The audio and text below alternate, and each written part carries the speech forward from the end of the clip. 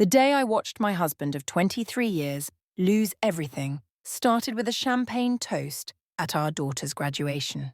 While everyone raised their glasses in celebration, Richard leaned in close and whispered something that changed our lives forever. Words that would lead to him screaming in terror exactly 87 days later as he lost everything he had spent decades building. Before I continue this true story of family betrayal and calculated revenge, subscribe to Nexus of Revenge for daily stories that prove justice always comes to those who deserve it. Now, let me take you back to where it all began. What you really need to understand is the 3 decisions that brought us to that breaking point. The business opportunity I discovered that morning that he never suspected existed. The secret meetings with his most valuable client that continued for weeks under his nose. And most importantly, the evidence I had been methodically gathering for years that would ultimately give me complete control over his most prized possession. I never imagined at my age I would find myself sitting alone in my car, sobbing uncontrollably after what should have been the proudest moment of our family's life. But what my husband did during that toast, in front of our entire extended family, his business colleagues, and worst of all, our children, went beyond humiliation. It crossed a line I didn't even know existed until that moment. You might wonder why I didn't confront him immediately. After more than 2 decades together, why did I choose a different path? The truth is, I discovered something that morning, a business opportunity that would change everything. But it was only part of a pattern I had been ignoring for years. What you'll understand by the end of this story is that sometimes revenge isn't about what you take from someone. It's about what you build for yourself that they can never touch. As I dried my tears and checked my phone that evening, I saw an email that would set everything in motion. The sender's name made my heart stop. Vanessa Roberts, the famous vintage fashion collector whose TV show had millions of viewers. What she was offering seemed impossible, but as you'll soon discover, it was just the first piece of a plan that would ultimately leave Richard screaming in our kitchen as he watched everything he valued slip through his fingers. The worst part? He never saw it coming. Not when I spent those 6 secret hours filming in our garage. Not when I quietly met with his biggest client behind his back. And certainly not when I made that final devastating move that left him utterly powerless. But to understand why his words at Emma's graduation dinner deserved such consequences, you need to know what really happened during those 23 years of marriage and the 3 shocking discoveries I made about my husband that changed everything. I met Richard when we were both ambitious graduates with big dreams. I was at the top of my MBA class while he was launching his first consulting venture. When our daughter Emma arrived unexpectedly, the decision for me to pause my career was supposed to be temporary, a few years at most, but somehow stretched into 2 decades of managing our household while Richard built his consulting empire. What most people never suspected, including Richard, was that I had been documenting every single dismissive comment, every financial decision, and every business connection for years. Not because I planned revenge, but because a part of me always knew this day might come. That documentation would prove to be his undoing in ways I never imagined. Your little hobby shop. Now, that's what he called my vintage clothing business when I launched it 3 years ago. What Richard didn't understand was that while he saw a housewife playing store, I was applying every principle from my unfinished MBA program, strategically building something that would eventually outshine his struggling firm. But the email I received the morning after Emma's graduation would accelerate everything in ways none of us could have predicted. The question that keeps haunting me even now, would Richard have acted differently if he had known what I was capable of? Or was his true nature revealed in that moment when he thought he was untouchable? The answer became clearer as events unfolded, though you might reach a different conclusion by the end of this story. But before I reveal exactly what happened when Vanessa Roberts' production team transformed our garage into a television set, and the shocking way Richard reacted when he saw me on national television, You need to understand what he did that pushed me past the breaking point. Last month was Emma's college graduation. She graduated summa cum laude with a double major. I couldn't have been prouder. We were all there for the ceremony. Richard, our son Tyler, both sets of parents, and even my sister who flew in from across the country. After the ceremony, Richard had reserved an upscale restaurant for the celebration. Everyone was in great spirits, taking photos and congratulating Emma. Then Richard stood up to make a toast. He started normally enough, praising Emma's accomplishments and how she was following in his footsteps, but then his tone changed in a way that made my blood run cold. "Emma, you're proving what real ambition looks like," he said, glass raised. "Unlike some people who settle for little hobby businesses selling old clothes online." He looked directly at me. "Your mother had potential once, but she chose the easy path. I hope you've learned what not to do from her example." The table went completely silent. I felt like I'd been physically struck. 23 years of marriage, 2 children, and countless sacrifices for his career, reduced to a cautionary tale at our daughter's celebration. My face burned with humiliation as I felt everyone's eyes on me. My hands shook so badly I had to put down my water glass before I spilled it. Emma looked horrified. "Dad, what the hell?" Richard just chuckled and said, "Just keeping it real, honey. Success requires brutal honesty." Many of us have experienced that moment when we realize someone we trusted has been systematically diminishing our achievements for years. That feeling of disbelief followed by clarity is something you never forget. If you've ever been underestimated by someone who should have been your biggest supporter, hit that like button now. But what Richard didn't know, what none of them knew, was that I had received an email that morning that would change the power dynamic of our entire marriage. An email that contained an opportunity so perfectly timed, it almost seemed like the universe itself was offering me a chance at justice. What happened next would set in motion a sequence of events that would lead to Richard losing not just his biggest client, but something far more valuable. Something he never expected could be taken from him. And the method I chose to execute my response ensured he would have to watch it unfold in real time, powerless to stop it. But I'm getting ahead of myself. You're probably wondering about the email that started it all, and why it was significant enough to make Richard scream when he finally discovered what I'd done. That morning, before Emma's graduation ceremony, I had checked my business email as usual. There, waiting in my inbox, was a message from Vanessa Roberts, a name any vintage fashion enthusiast would recognize immediately. She hosts Vintage Treasures, the most popular show on the Homestyle network with millions of weekly viewers. The subject line read, "Partnership opportunity, your collection has caught my eye." My heart raced as I opened it. Vanessa explained that she had stumbled across my online store and was impressed by my exquisite eye for overlooked treasures. Her exact words.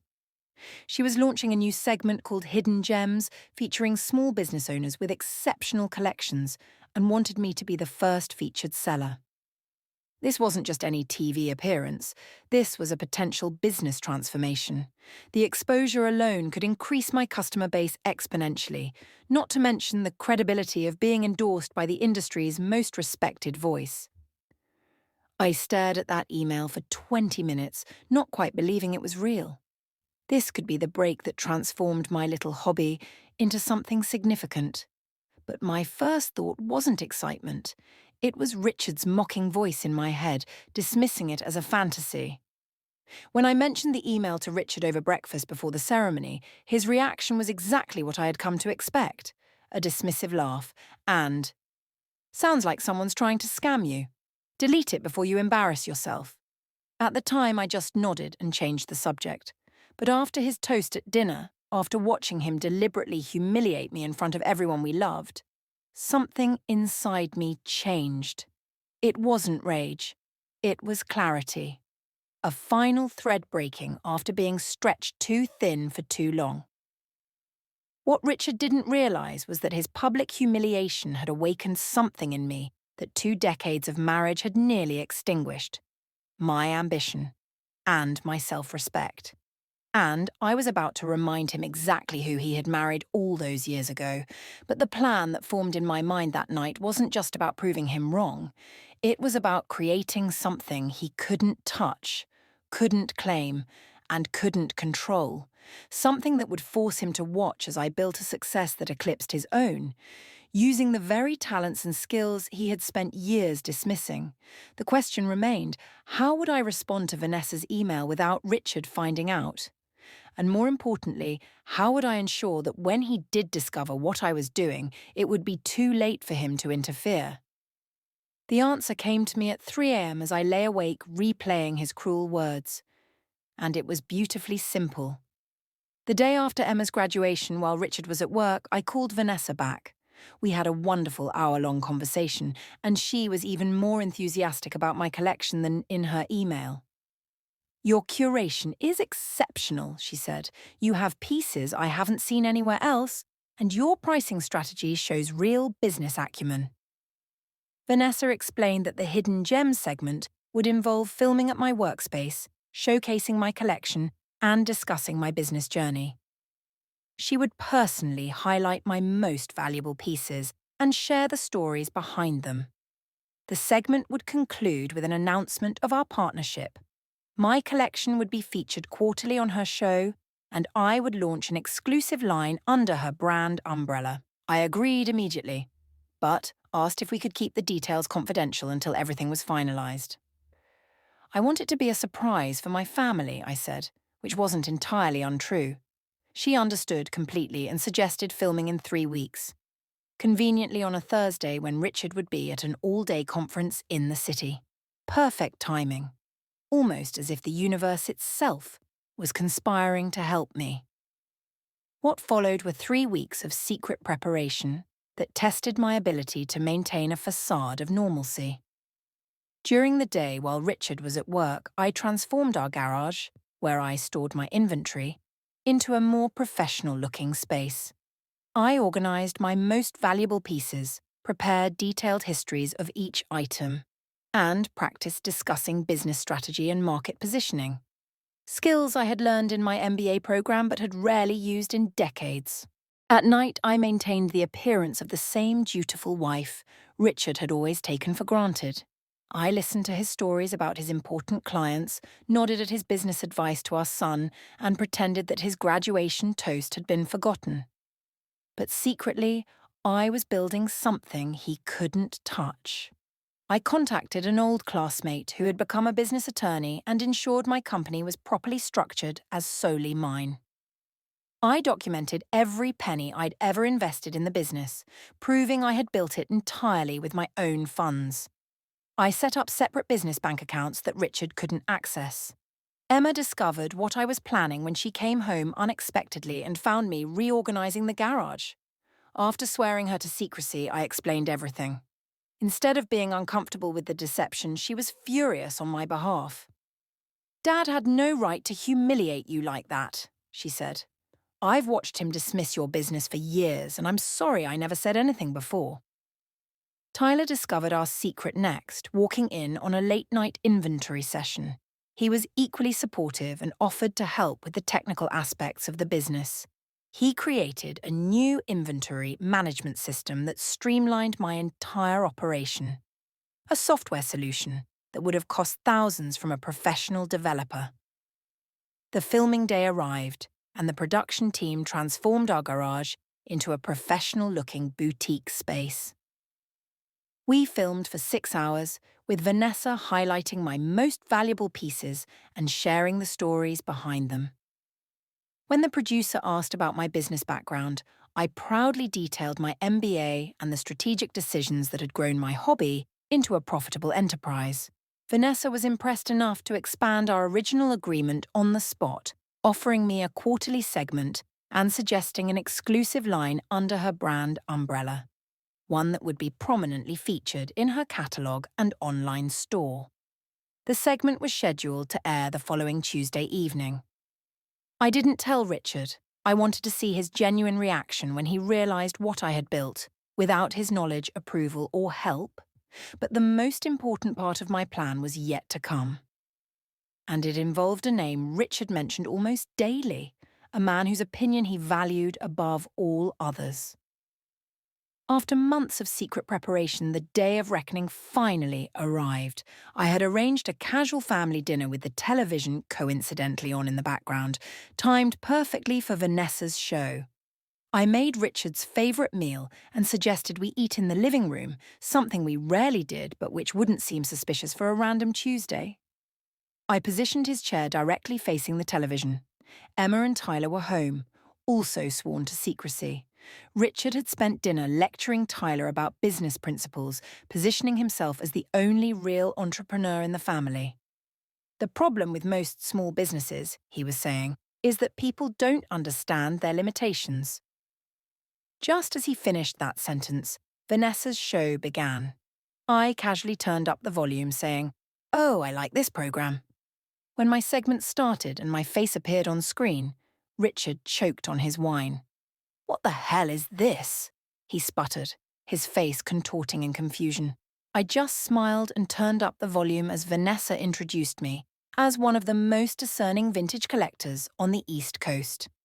She showcased my collection, praised my business acumen, and announced our partnership. The final bombshell: my collection would be featured in a quarterly segment, and I would be launching an exclusive line under her brand umbrella. Tyler whooped with excitement. Emma texted me a row of fire emojis from across the room. Richard just stared at the screen, then at me, his face cycling through emotions, confusion, disbelief, and something I hadn't seen directed at me in years. Respect mixed with envy. Emma couldn't resist twisting the knife. "Isn't this the little hobby you were mocking at my graduation, Dad?" When the segment ended, he tried to backpedal. "Wow, that's impressive. Why didn't you tell me about this opportunity? I could have given you some business advice." "I didn't need it," I replied calmly. "My little hobby is doing just fine without your input." The following week was transformative. My online store traffic increased by 500%. Orders flooded in faster than I could process them. Vanessa called to say the response to my segment was the best they'd had in 3 years. But the true masterstroke, the moment that would make Richard scream, was still to come. Remember when I mentioned documenting everything for years?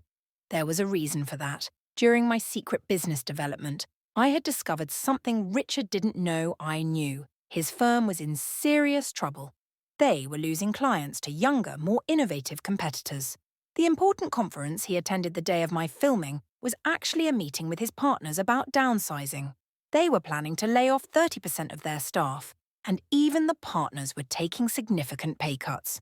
His biggest client, the one keeping his firm afloat, was Maxwell Hayes, CEO of Hayes Enterprises. Richard mentioned him constantly, carefully cultivating their relationship through golf games and expensive dinners. What Richard didn't know was that Maxwell's wife Eleanor was a dedicated viewer of Vanessa's show, and she had watched my segment. 2 days after the show aired, I received an email from Maxwell Hayes himself. The subject line: impressive segment, potential opportunity. Maxwell explained that Eleanor had been impressed by my collection and my business acumen. He was reaching out to congratulate me and, here's the critical part, to discuss potential retail opportunities in their new luxury hotel chain. When I forwarded the email to Richard, his response was immediate. "We need to talk about this. This could be huge for us." Notice the us that suddenly appeared. I replied with a simple, "I have a call scheduled with Maxwell tomorrow. I'll handle it." Richard came home early that day, something he rarely did. He tried everything, offering advice, suggesting he join the call just to support me, even apologising for any misunderstanding at Emma's graduation dinner. I declined all his offers politely, but firmly. My call with Maxwell went extremely well. He offered me a contract to curate vintage collections for the boutiques in their 5 new luxury hotels, with my brand prominently featured. The initial offer was for $175,000, more than I'd made in the 3 years since starting my business. When I told Richard about the deal, he started pacing our kitchen, running calculations aloud about how we should invest our new income. I let him ramble for a few minutes before interrupting. Richard, there is no we in this business deal. This is my company, my contract, and my decision on how the money will be used. He looked at me like I'd grown a second head. Come on, don't be ridiculous. We're married. Your business is our business. Is that so? I asked. Was it our business when you called it a pathetic hobby? Was it our business when you humiliated me at our daughter's graduation? Was it our business when you told me to delete the email from Vanessa because it was obviously a scam? He had no response to that. For the record, I continued, I've already discussed this with my business attorney. The company is registered solely in my name, and since you've never contributed a penny or participated in any way, you have no legal claim to it or its profits. The look on his face was the moment I had been waiting for, complete shock followed by the slow realization that I was serious. I could see the exact moment he understood he had no control over this situation. And then he started screaming. You can't do this. I've supported you for 23 years. Everything we have is because of my work, my sacrifices. Emma and Tyler came downstairs to investigate the commotion. Richard immediately tried to enlist them, explaining how unreasonable I was being about family finances. What he didn't expect was their reaction. Emma spoke first. Dad, you literally told everyone at my graduation dinner that Mum's business was a joke and she was a failure. Now you want a cut of her success? That's seriously messed up. Tyler nodded in agreement. Not cool, Dad. Not cool at all. But the true masterpiece of my revenge wasn't just my business success or Richard's financial exclusion. It was what happened next with Maxwell Hayes. During my lunch with Maxwell to finalise our contract, he mentioned something unexpected. To be completely transparent, Maxwell said, your husband's firm has been underperforming for us. His presentation last month was stale. The same strategies he's been pitching for years with a new coat of paint. We're looking for innovative thinking. Then he asked if I'd be interested in bringing my fresh perspective to consult on a project unrelated to the vintage collection. The project would involve rebranding one of their older hotel properties to appeal to younger, more sustainability-minded travellers. I thought immediately of Emma's environmental science degree and suggested that perhaps she might be the better consultant for that specific project. Maxwell was intrigued by the idea of having a recent graduate with dual economics and environmental science degrees provide input. Emma took the meeting with Maxwell. They connected immediately over ideas for sustainable luxury experiences. By the end of the week, Emma had a paid consulting contract, her first professional job out of college. When Richard found out that not only had I secured my own exclusive contract with Hayes Enterprises, but that I had also facilitated Emma getting a consulting position with his biggest client, he lost it completely. You're deliberately trying to push me out, he shouted during a phone call. Hayes was my biggest client. Do you know what this looks like to my partners? My wife and daughter swooping in while my business is struggling? This isn't about you, I replied calmly. This is about Emma's qualifications and my business acumen. Maybe it looks like you raised an accomplished daughter and married a capable wife. Maybe that's something to be proud of rather than threatened by. He hung up on me. 3 weeks later, Richard's partners asked him to take a voluntary reduction in ownership percentage to allow for a new younger partner to join with fresh capital. His firm was hemorrhaging clients, not just Hayes Enterprises, but others who had heard about the innovative approaches Emma and I were bringing to the table. That night, Richard showed up at the house unannounced, something he hadn't done since moving out after our confrontation. He'd been drinking. Not heavily, but enough to lower his inhibitions. For the first time in our marriage, I saw him completely broken. You've taken everything from me, he said, his voice cracking. My client, my status, my family's respect. I didn't take anything from you, Richard, I replied. I built something for myself that you couldn't control or diminish. There's a difference. He broke down completely then, Admitting something I never expected to hear, he'd resented my decision to stay home with the kids years ago. "I was climbing the ladder alone while you got to be with Emma and Tyler," he said through tears. "I missed so much of their childhood. Then when they didn't need you as much, you found this new passion and purpose. Meanwhile, I'm still climbing the same ladder, and I can finally see that there's nothing worthwhile at the top." It was a moment of vulnerability I hadn't expected from him. For the first time, I could see how our choices, even the ones we made together for our family, had left their marks on both of us. In the 3 months since Emma's graduation, my business has transformed from a little hobby into a legitimate enterprise. My partnership with Vanessa Roberts has led to appearances on 3 more episodes of her show. The collection I curated for Hayes Enterprises hotels was so well received that they've contracted me for all their properties nationwide. I've hired a team of 12 employees now, including specialists in procurement, authentication, restoration, and marketing.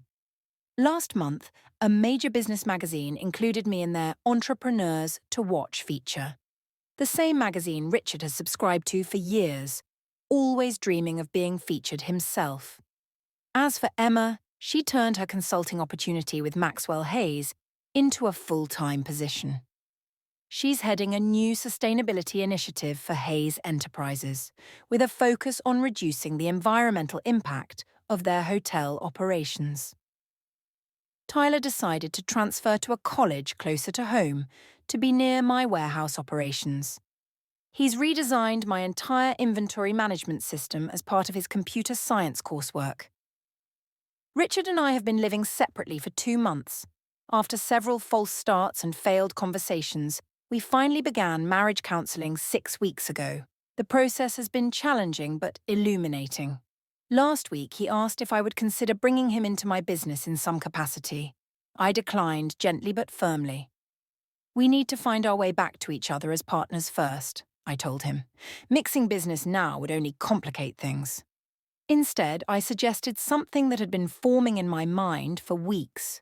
Richard's strongest skill has always been mentoring young professionals. It's how he built his consultant reputation initially. What if he redirected his career toward education? The local business school where I'm completing my MBA has an executive in residence program. To my surprise, he was receptive to the idea. Yesterday, he had an informational interview with the dean. Nothing is decided yet, but he seemed energized in a way I hadn't seen in years when he called to tell me about it. As for us, we're taking it one day at a time. He's still living in his own apartment, and I'm focusing on my business growth and finishing my MBA. We have dinner once a week, just the two of us, to talk without the pressure of deciding our future immediately. I don't know if our marriage will survive this transformation. Some days I think we're finding a new foundation. Other days the damage seems too extensive to repair. But regardless of the outcome, I know I'll be okay. The woman who sat humiliated at her daughter's graduation dinner no longer exists. In her place is someone who recognizes her own value. Someone who doesn't need external validation to know her worth. Richard is learning this lesson the hard way. Last week, Emma asked us both to dinner to share some news. She's been offered a speaking opportunity at an international conference on sustainable business practices. She looked directly at her father when she said, "I want to thank you both for showing me different paths to success. Dad, your career taught me about determination. But Mum, your journey taught me about resilience and reinvention." I saw Richard's eyes fill with tears, and I knew he was finally understanding what I have known all along. Our greatest legacy isn't what we achieve for ourselves, but what we inspire in others. My husband dismissed me as worthless at our daughter's graduation, but started screaming when I walked away with his dream. Not because I took something that belonged to him, but because I created something that belonged entirely to me. And in doing so, I showed our children the difference between success and fulfillment. A lesson worth all the struggle it took to learn it myself. Family loyalty has boundaries that, once crossed, can never be fully restored. If this journey of reclaiming power resonated with you, subscribe to Nexus of Revenge for more stories of calculated justice. Check out the video on your screen now for another tale of perfect comeuppance. Your dignity matters, and sometimes so does revenge. Thank you for watching.